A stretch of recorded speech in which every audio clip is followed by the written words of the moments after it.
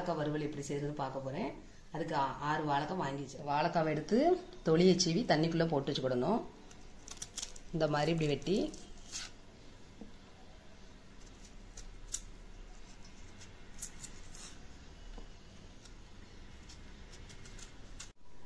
தொலியை சீவி இந்த மாதிரி சீவி எடுத்து வச்சுக்கிடணும்.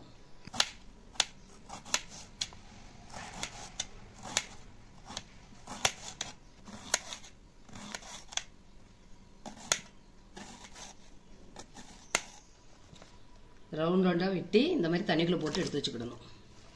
இல்லைன்னா கருத்துரும் வாழைக்காய். பற்ற வச்சு ஒரு சட்டியில் கொஞ்சம் எண்ணெய் ஊற்றி எண்ணெய் காயணும்.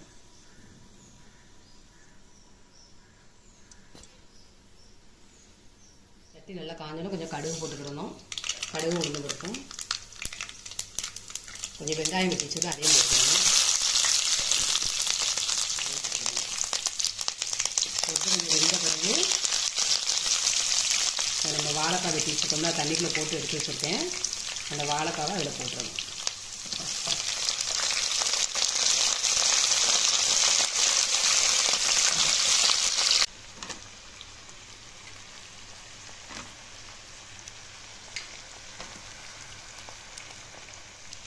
வாழைக்காய் போட்ட பிறகு கொஞ்சம் உப்பையும் போட்டு கொஞ்சம் சிம்மில் வச்சு நல்லா வேக விடணும்.